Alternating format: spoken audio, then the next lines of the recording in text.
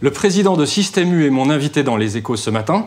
Serge Papin, bonjour. Bonjour. Alors, on vous avait quitté un peu fâché. Il y a 10 jours, c'était la fin des négociations très tendues entre fournisseurs, les industriels d'un côté, les distributeurs de l'autre.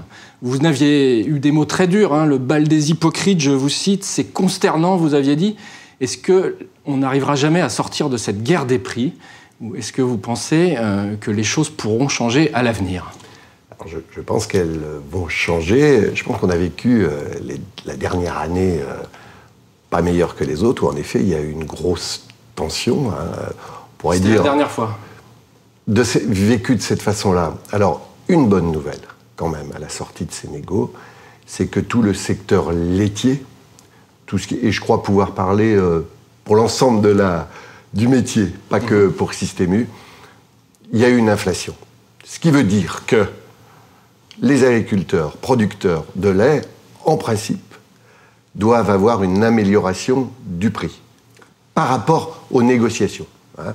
Et un certain nombre d'engagements, je ne veux pas être trop technique avec les téléspectateurs, mais normalement, on devrait être aux alentours d'un prix du lait. Les négociations ont fait que le prix du lait pourrait être aux alentours de 35 à 37 centimes. J'espère vraiment que ça sera le cas dans les semaines qui viennent. Donc ce n'est pas la catastrophe annoncée dans tous les secteurs ? Non. Alors, ce qu'il faudrait peut-être, c'est imaginer de sortir de ces négos annuels, il me semble, hein, qui pour moi sont dans le rapport de force. Hein.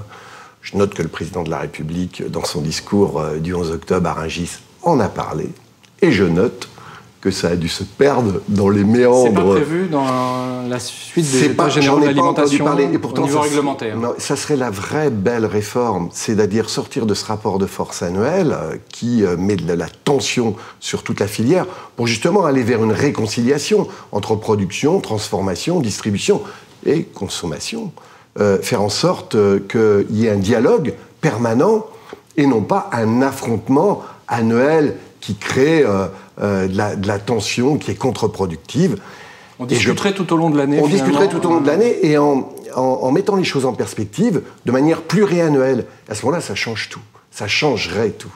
Est-ce que vous avez reparlé avec Michel-Édouard Leclerc depuis 10 jours puisque non, il a eu lui aussi des mots assez durs en disant mais cette réforme, notamment la seuil de revente à perte, ça va faire monter les prix pour le consommateur.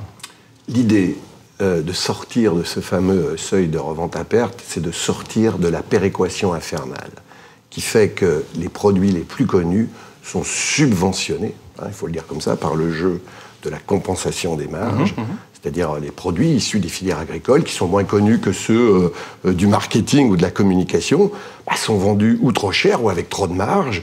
C'est complètement inéquitable. Donc je pense que cette conscience-là, y compris Leclerc, là.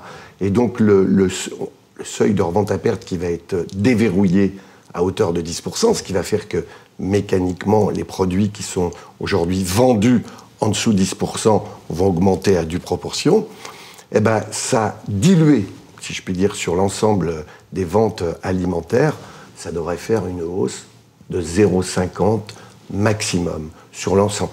Donc, la question qu'il faut se poser... C'est démagogique de crier au loup sur... C'est agiter les chiffons rouges. Je pense que c'est démagogique. En même temps, si on veut continuer de faire en sorte que l'agriculture soit la variable d'ajustement à la guerre des prix, vous savez, on va en payer le prix beaucoup plus cher dans quelques temps. Regardez ce qui s'est passé pour le beurre, avec la hausse. C'est un indicateur de ce qui pourrait se passer si nous étions à court d'une production dont nous avons besoin, de qualité d'ailleurs, hein, dont nous avons besoin pour ce pays. Alors justement, vous défendez beaucoup l'inversion du contrat de vente avec l'agriculteur, un changement entre le distributeur et l'agriculteur. Qu'est-ce que concrètement ça pourrait faire évoluer? Alors c'est la vraie réforme, c'est-à-dire on inverse le contrat. C'est désormais les agriculteurs qui vont être à la base du contrat en proposant un prix pour la matière première agricole. Ce prix sera déterminé par l'interprofession dans laquelle toutes les parties prenantes seront présentes, y compris les distributeurs, ce qui n'est pas tout à fait le cas aujourd'hui, et à partir d'indicateurs de coûts de production, à partir de prix de revient, eh bien, il y aura une proposition à la base du contrat, et la cascade, si je puis dire, en remontant, le prix proposé aux agriculteurs sera respecté par l'ensemble du contrat qui vaudra entre le transformateur et le distributeur. Donc on va vivre ça, et ça devrait démarrer avec la nouvelle loi. C'est-à-dire, quel est le calendrier ? Alors, le calendrier, c'est théoriquement des ordonnances qui devraient être proposées à partir de la rentrée. Et ce dispositif-là vaudrait pour les négociations 2019. Si négociation il y a. Alors, si négociation il y a, bien sûr. Alors, Serge Papin, plus profondément, est-ce que le consommateur, aujourd'hui, est prêt à payer plus cher pour la qualité, pour l'environnement, pour la bonne rémunération du producteur, de l'agriculteur, ou est-ce qu'il reste toujours à l'affût des promotions géantes, comme on a pu le voir ces dernières semaines ? Je répondrai peut-être les deux, mais les consommateurs, quand même, sont très attentifs à la relation qu'il y a entre l'alimentation et leur santé, l'alimentation et l'environnement, l'alimentation et l'emploi, l'alimentation et la rémunération des agriculteurs. Et on voit bien que tout ce qui concerne la qualité est un élément très important dans le choix que fait le consommateur. Je vais vous donner un exemple. On est à une période charnière, là. On a une période charnière, tout à fait. Regardez, la filière bovine qui va mal. Nous nous sommes engagés pour mieux payer ce qu'on appelle le cœur de gamme, c'est-à-dire de la viande de qualité, des races à viande françaises. 4,50 € viande en carcasse, alors qu'elle était payée 3,50 €. C'est un accord que nous avons pris avec la Fédération nationale bovine, et avec un développement, bien sûr, sur la qualité. Qu'est-ce que ça fait pour un steak de 150 grammes, 4 centimes d'euros de plus? Eh bien, la question qu'il faut se poser, est-ce que nous voulons une alimentation de qualité qui va coûter un tout petit peu plus cher?